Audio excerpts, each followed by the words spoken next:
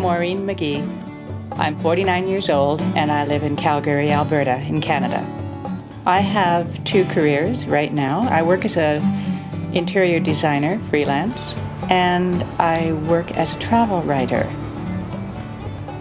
If I'm not at work, I love to hit a gym and climb some rock walls. I've always wanted to go anywhere in Africa. The only things I knew about Ethiopia, though, were desert, drought, and famine. I wondered if there was anything else to see there. What started as a one-week adventure ended up changing my life. Ethiopia is in the Horn of Africa, bordered by Kenya, Somalia, Eritrea, Sudan, and Djibouti. In the 1980s, it suffered a major famine, and at the same time, the economy was devastated by a civil war.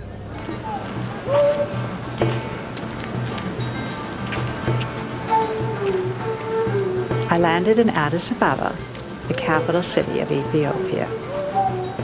The city is sprawling. It's poor. It is a complete culture shock for the North American, with markets and open stalls in the street, and there's open sewers which lend a decided aroma that we're not used to. Dust, everything's slightly dirty, everything's very real. Manic drivers. If there's 3 lanes in the road, there'll be 6 lanes of drivers all trying to change at one time.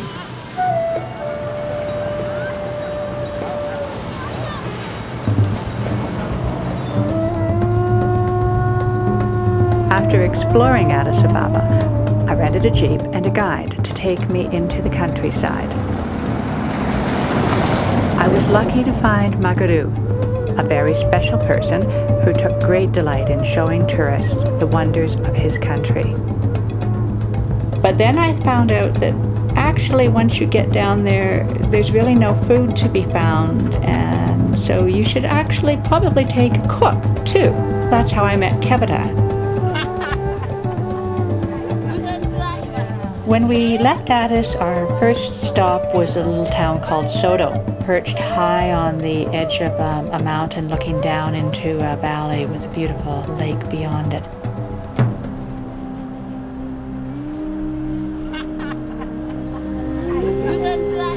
Ethiopia is the poorest country in Africa, and that poverty is prevalent everywhere.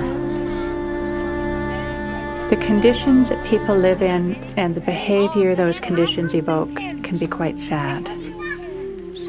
But I do have, let me see, what do I have in this bag? Let me see. Oh. They would grab the balloons out of my hand. They were ripping them to shreds. And it's unfortunate. It's heartbreaking. Okay. Just as we're getting ready to head out, there was ping pong tables set up all over the town square. They decided to challenge me to a game, and we had quite the tournament.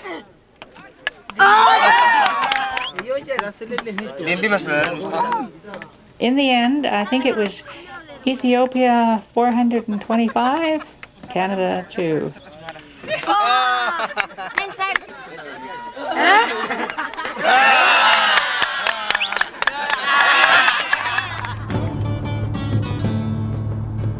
Next, we climbed back into the 4-wheel drive, me, the cook, and Maguru. I was curious about Maguru.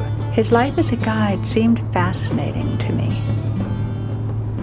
I'd wanted to see the beehive-shaped huts built by the Dorze people, and there I met a young boy named Masai. Can you tell me about these houses? Yeah, this is the house, bamboo house. That's good house. That's good. All bamboo. Yeah, Do that's they keep for you? Yeah. They keep the rain off. Yes. Oh, you're gonna take me in here? Yeah. Oh, okay. Oh, that's good. Oh, a little bamboo door. Oh, wonderful. Yeah. Oh, look. Oh, Yeah, isn't post it banana. beautiful? Yeah, that's oh good. My gosh. How Good many house. people live in one house? Do you know? There's 7 and 8. 7 and 8 in one house. All Yeah. family. Yes. Okay. This one, the family. Oh, look at this. Go over here. This is a good. That's a big one. Yeah. Oh, Masai, I have never seen a house beautiful. Can I go up and take a closer look? Okay. Oh, okay. Let me see. I like this. I like this up here. What's this? Sorghum. Sogan. Yeah. Oh, This covering to the bamboo. does this never have to be replaced? Yes. For how long? This 50 years old. 50? Yes, 5 50? Yes. That's amazing. Yeah. Okay, you first. I'm last. Whoa. Okay. Oh, hey, Masai. It's dark in here. In fact, it was so dark we left to visit the rest of the village. There were women washing clothes on the riverside.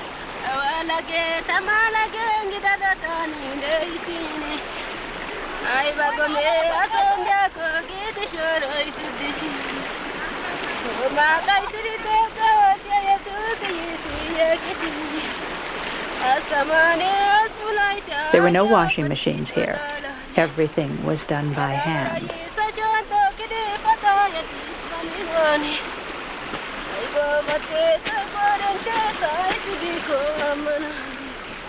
We came down from the top of a hill, and I just couldn't believe the masses of people spread out in the valley. Everyone comes out for the market.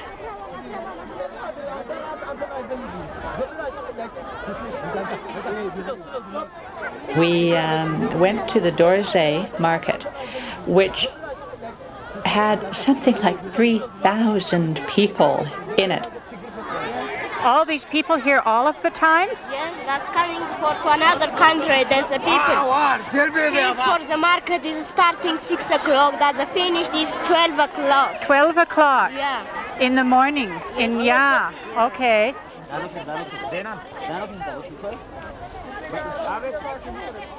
Salam, Denanish. Dene, what do you have? Sorry, we say come. Kama? No. Can you tell me about your pepper? There were a variety of spices and vegetables for sale, but it was also a social occasion, meeting and greeting friends. Is it pepper? It would make me very hot. Will it? Yeah? Maybe salt would be better for me. Very good pepper. I congratulate you on your pepper. No, one is enough. Thank you. It was an experience just to be there. Certainly very different from going to a market back home.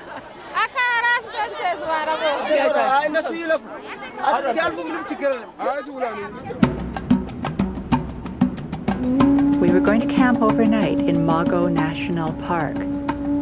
Although there are a great many animals in Mago, that day it seemed that birds definitely took precedence.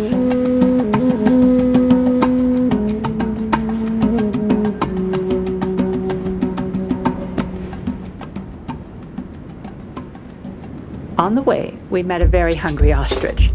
He was not only determined to eat all of the leaves I had to offer, but also my fingers. Thank you.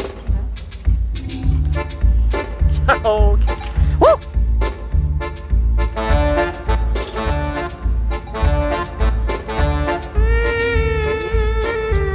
Oh, you're interested, aren't you? Yeah. Excited, I can tell.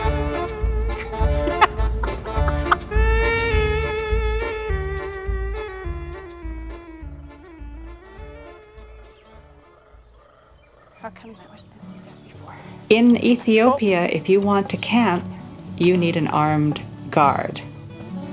So, that's how I met Bar. He carries an ancient Chinese rifle. He was assigned to protect me from wild animals. I hadn't used my tent before, so I had a bit of trouble with that. help me put up my tent, please? Oh, thank you, thank you. Thank goodness my guide Magaru was practical and helped me set my tent up properly. Okay. Oh, hey, yellow and blue.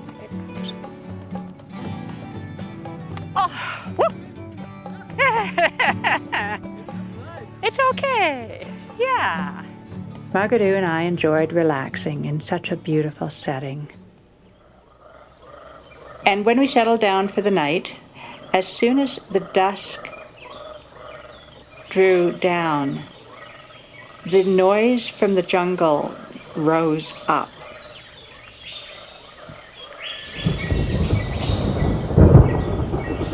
For me, the sounds were a bit disconcerting. Lightning seemed quite appropriate to being in Ethiopia.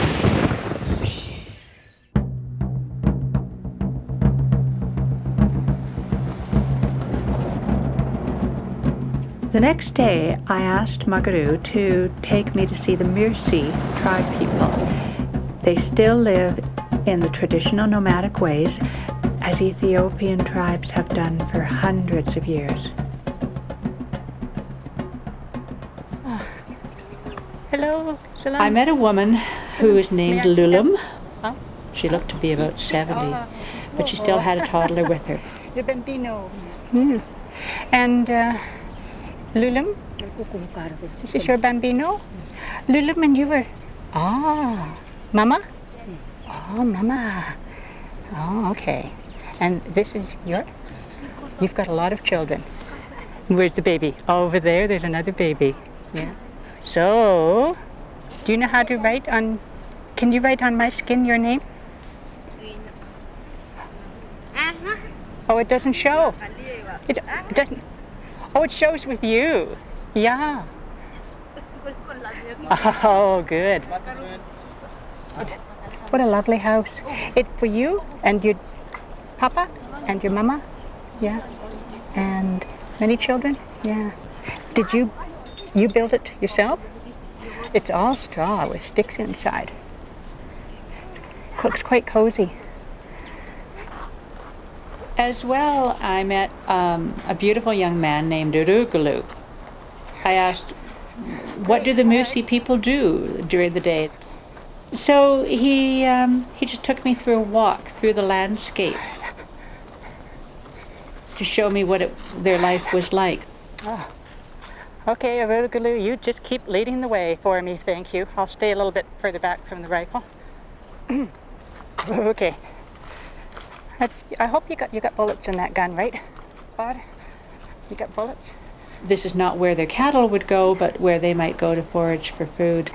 Doesn't look like there's much food to be had anyways. Oh, trip. Okay. Boy, I don't know. They tell you to wear skirts so you don't offend the people, but pants would be a lot better. My gosh, I'll be sick. Yeah. Yeah. Can you chew this? Oh, for brushing my teeth. Oh, right. Yeah, one for you too. Oh, you pull it off with your teeth. Oh, okay. Oh, well, thank you. Thank you. Yeah. Thank you. Okay. Hello. Hello. You're welcome. Before we went further into the bush, Magaru and I decided to stop for a quick drink. He told me about his culture and what it was like to grow up in his country. All part of what made him such a fascinating guide.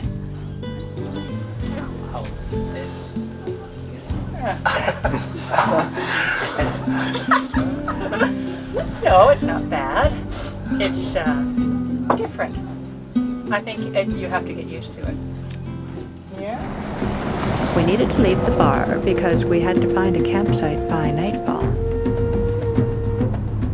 We traveled even further into the bush, where there were no roads.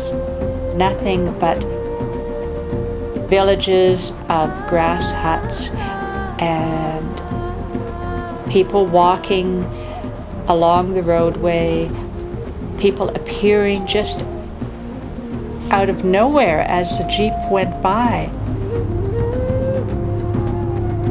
After driving for some time, we were lucky to find a shady place to camp. Once again, Magadoo was indispensable in putting up the tent and was certainly very pleasant to have around.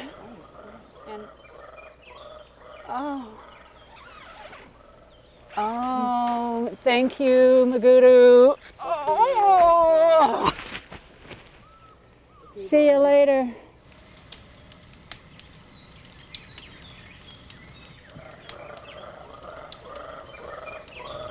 Again, the night noises reverberated. The animal sounds and the lightning surrounded me.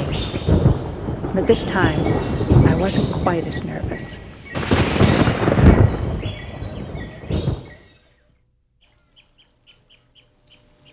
The next morning, as I got out of the tent, there was a few villagers starting to drift in to watch the activity. I was obviously the mainstream entertainment for that particular week.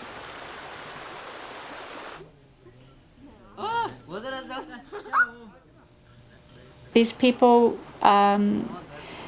would just love to stand and look at me.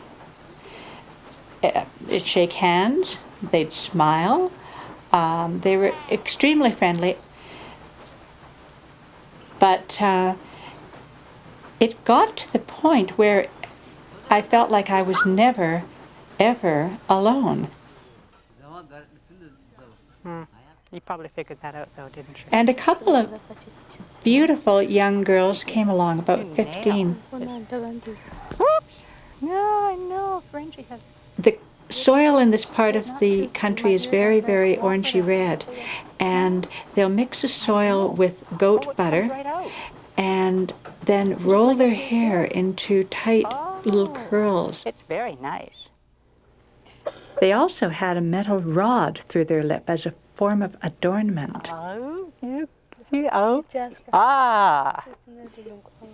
They were a little bit shy. They liked my big skirt. And although their breasts were free, they were shy about having their legs and their loins exposed. They had the body scarring techniques on their torsos, which are part of their tribal rituals. And I think what they do is she scars herself and cuts it, and then I think put ash underneath to make the bumps rise up, I think. The brassiere, I only got one. I don't know where my brassiere is. Yeah, and there's two of you. Or what, are you going to share it? Monday you wear it, Tuesday you wear it. My brassiere is so big you could get both of you in at the same time. I know. And then they were quite intrigued with what my breast would look like. So we had some intimate moments where they took a peek down my blouse to check out what kind of equipment I had.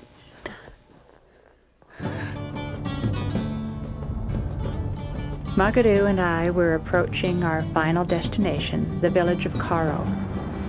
These people are well known for traditional dances and ceremonies. There were two large trees at the entrance to the village, one with men gathered beneath and the other for women. Again, little children swarming around, everybody touching your hand, everybody feeling the wisps of hair that came out from behind my hat,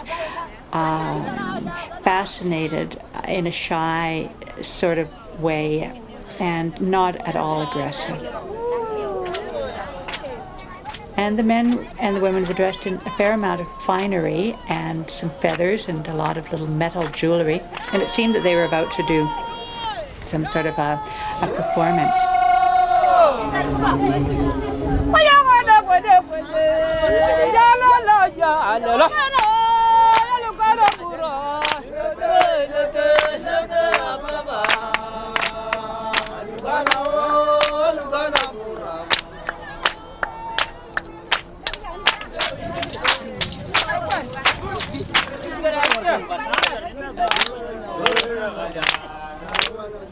And pretty pretty soon a couple of ladies, probably in their 60s, grabbed my hand, and there I was, right in the middle of the whole thing.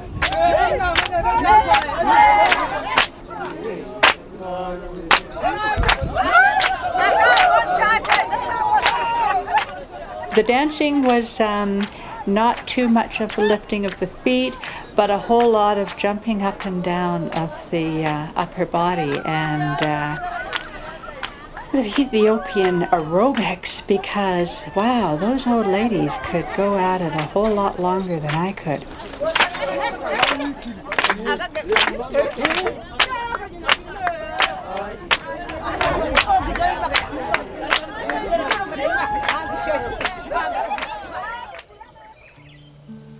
It's impossible to talk about this country without talking about what it is not.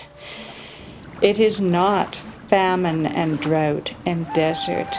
It is tremendous beauty, rugged landscapes, and wherever you go, jagged, ragged mountains surrounding you.